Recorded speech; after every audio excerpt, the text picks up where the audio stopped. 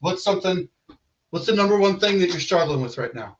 You can think of what's the biggest roadblock to being profitable and successful at this for you right now? What is the biggest hurdle that you face as a CTV trader? Warlock says liquidity on NDX. He's trying to trade NASDAQ, cash settled. Smoke Eater says myself. Swim Kid agrees. The problem is me. Rob says over trading, too impatient. Got to wait for the best setup. Yep. That's a common one. Buying power issues. Schedule, and then you feel rushed at the end of the day. You can't trade the good times. Getting in too early. Fake outs and wild wicks, and my own stubbornness. Paper trading, having trouble seeing the entries in real time. Getting in on a pullback is kind of scary because it may be a reversal. Not being on during the good moves. Weeks without a pin. Let's see if we can deal with some of them, right? Some of them we can address on the charts. Some of them we can deal with by categorizing a little bit, right? So let me just go through the comments again.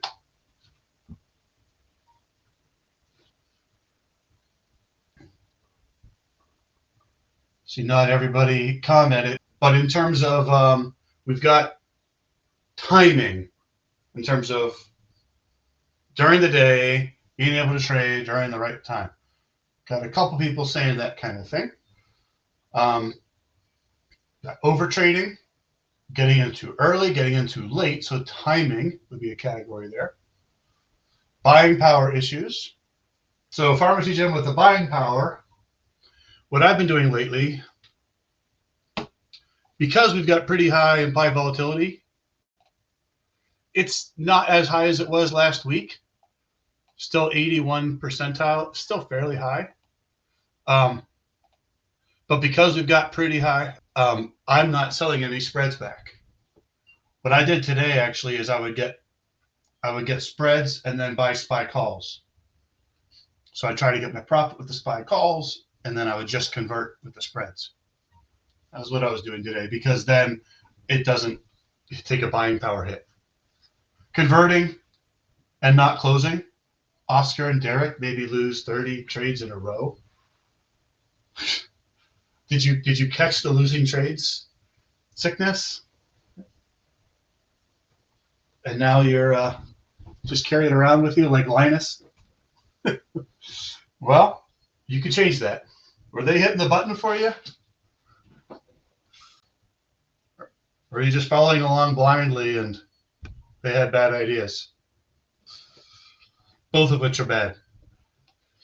So in terms of buying power, Trader Jim, does that make sense? Just convert and don't close. And if you want the profit, I think a good solution is get a SPY call. Put on your whatever, how many spreads are you trading right now, Jim?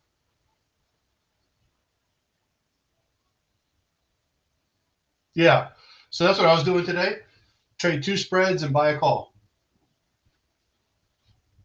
And then the call is the last thing I get out of. I try to convert if I can for break even or -10 whenever I feel like it's close. And then I try to make up for it with the SPY call. And it doesn't ding my buying power much at all.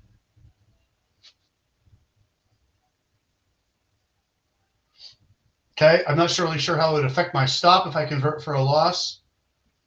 Your stop would be the same, Swim Kid.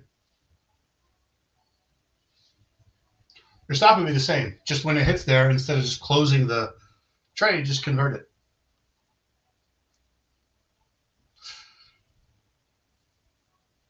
Yeah, it's one extra step, Jim, but that's kind of what worked for me today, at least.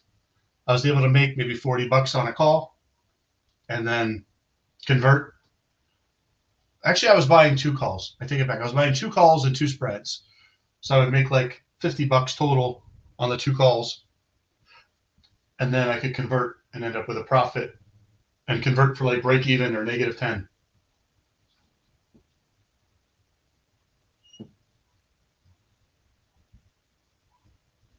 Well, but your stop would be based on the chart, not on the money. Yeah, so you would end up then with a fly for $100, which is a lot. But I guess you got to decide, would you rather have, negative 60 and nothing or negative 100 and a fly? For me, I'd rather have the negative 100 and a fly.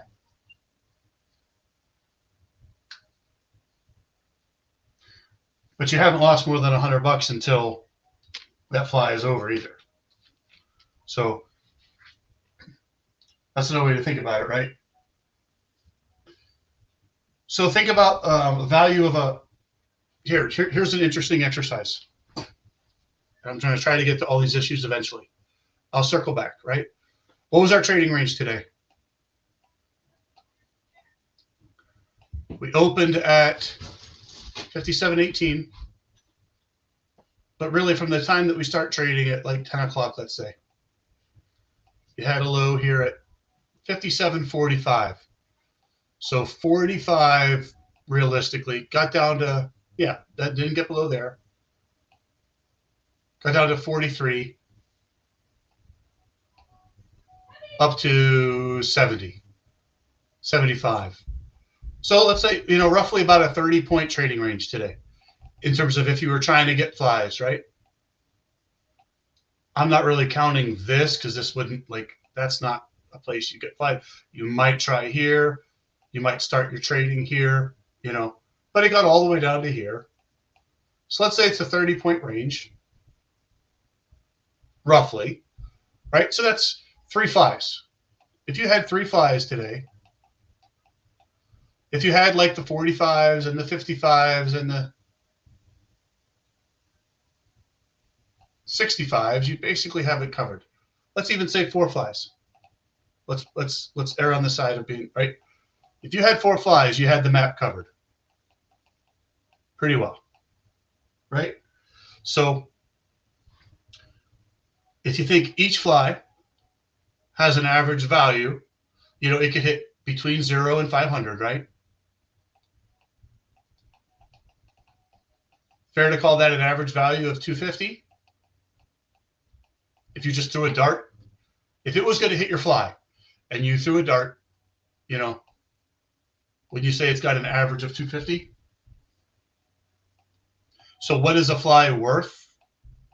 Well, if you knew it was going to hit it, it's worth about 250. In this case, you have about a 1 in 4 chance today of hitting it. So what's that? About 60 cents is the value. If you think about it, any random fly that you got today, the moment you got it, it has a value of $60. Is that fair? If we were to try to put a value on it, like if you were trying to sell me the fly that you just got, what's a fair price for that fly at whatever time, earlier in the day? You don't know what's going to hit. You don't know what's going to happen, but what is that fly worth? This is the way I try to think about it. If I have something and that something has value, how much value does it have? $60 is probably a fair price. Is the way I look at it.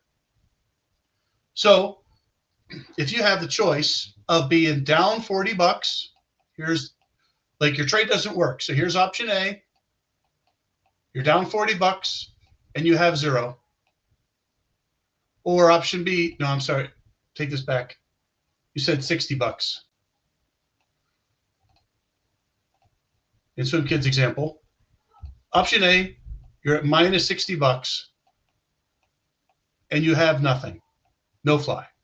Or option B, you convert for a loss. Now you're down to $100, but you have a fly, and that fly is worth on average $60. If you just had to pick one basket or another, and this was your only choice, what's the better call? Would you pick bucket A or bucket B?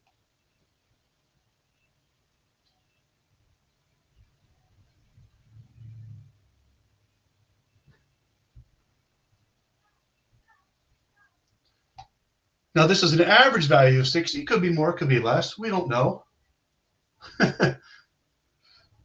to me, you pay $40 more for something worth $60. Would you pay $40 for a $60 item? I kind of look at that as, at least an even deal, at least an even trade, if not probably an advantageous trade. And today you're saying you would have had the 70s. So today it would have been worth, that one would have been worth $256. Now you didn't know that at the time, but you could have paid $100 to have something worth $256, and you would have been green for the day. So I get where your $100 is coming from, and that's kind of what I was doing too. But that really, for me, is on the chart, a stop loss of about a 10-point move.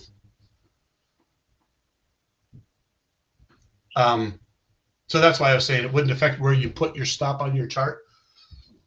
But if that's your choice, I'm down, I lose $60 and have nothing, or I lose $100 and have a fly. You got to think long term, right? If I do this 20 times, how am I going to end up ahead?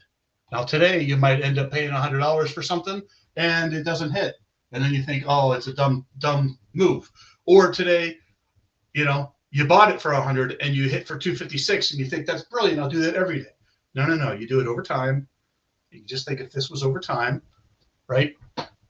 Would it be a more profitable strategy? These are both losing scenarios, but which one's the less losing scenario? Which one's the better evil, I guess, right? Thanks for watching. Hope you enjoyed this video from Trade With Me Now. Make sure to go ahead and like this video and subscribe to our channel so you make sure that you catch our next video right when it's released. Also, if you have a question or comment, please leave that in the comments section below. And of course, if you want to learn more about Trade With Me Now or join our community of profitable traders, go to tradewithmenow.com. There's also a link in the description below.